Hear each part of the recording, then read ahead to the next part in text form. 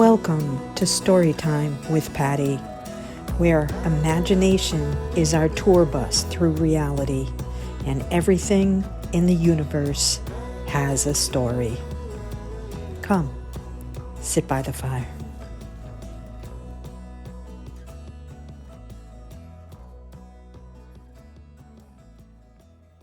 All right, so this is Storytime with Patti, episode 1, Toilet Paper, Dreams, and Near Extinction Events. I kind of like to connect dots often that are unusual. That's just kind of my thing. So, but I've been watching the events recently in the news and the bizarre kinds of behaviors that many humans around the world have displayed. And they're a curiosity, and I will admit that I kind of had my fun with the toilet paper memes. I thought that it was funny and bizarre, but you have this behavior displayed by people all over the world. So, all over the world, you have people rushing out to stores and stocking up on toilet paper when they hear about a virus that mainly affects our lungs. What is that about?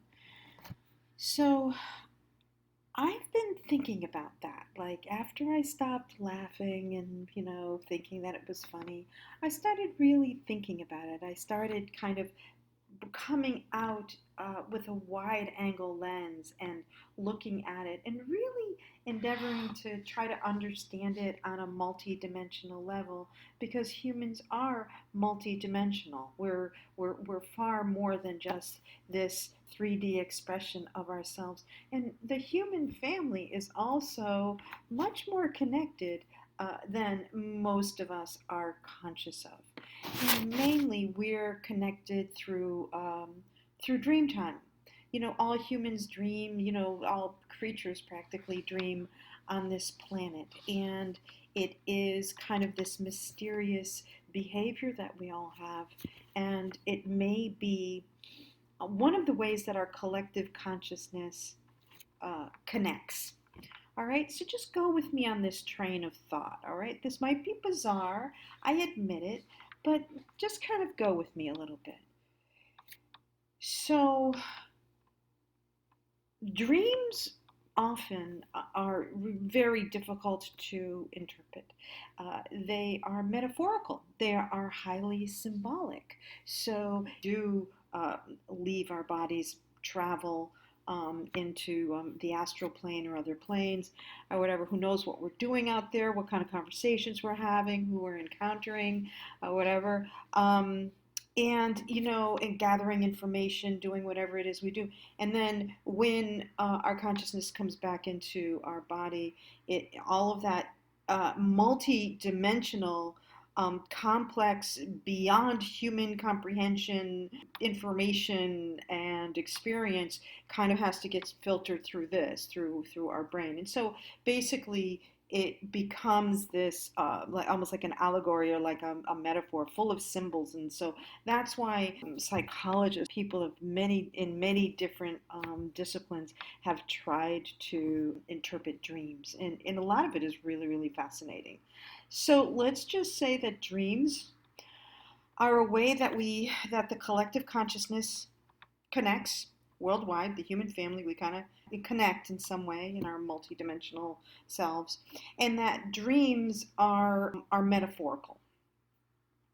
Let's just say that when you dream, I don't know about you, but I forget my dreams a lot. They really have to be epic dreams.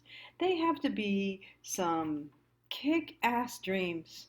And I've had some of those in my lifetime, and I have to say that most of the time I forget my dreams, even when, as I'm waking, I'm like, I'm going to remember this. I'm going to remember this. I usually don't. So we have dreams. They can be interpreted in metaphors and symbols, but we often forget them. So they kind of get stored somewhere. Whatever that information was, whatever that experience we had, it gets stored somewhere in our subconscious. If you have a dream that involves bowels, excrement,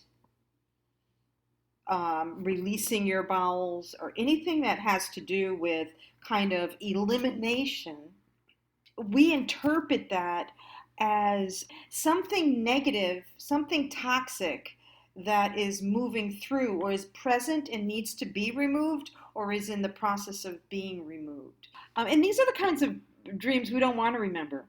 Like, why do I want to remember a dream where I'm shitting? Right? Why would I even dream that? We have all these judgments about that. I want to dream the epic dreams. I want to dream about me being on the toilet. So we're not going to remember these dreams. But what do these dreams mean? They mean elimination. They mean removing toxic. They mean that there's negativity that needs to be purged, right? Because that is what is associated metaphorically, symbolically, with what that process is. What if collectively people around the world were having premonitional dreams about the coming times, that are going to be challenging, but are very much about detoxifying our world? And whatever that dream was, however it registered, when they hear that we're about to go through some shit, there was a deep subconscious impulse to buy toilet paper because it was their association with, on a subconscious level, of what metaphorically is actually going on. But the way that they expressed it, and it also was kind of mushed and molded with fear, right? A lot of fear behind that. But there could literally be, on a collective level, a subconscious memory, maybe in the dream state or something, some information that we have received or that we have been processing in our dream time or whatever, that has to do with detoxifying from our lives, from our communities, from our world, from our societies, from our governments, all of that. And so when the event actually begins to happen, that is people's response. Because here's the thing that got me. It was happening around the world. It wasn't just us crazy Americans. This was happening everywhere. So that indicated to me that there was something happening in the collective psyche that was triggering people about this, and why that? What was the connection? And the connection that I've been making is we are going through a detox. We are eliminating waste. This is that process. Like, humanity is needing to do like a colon cleanse.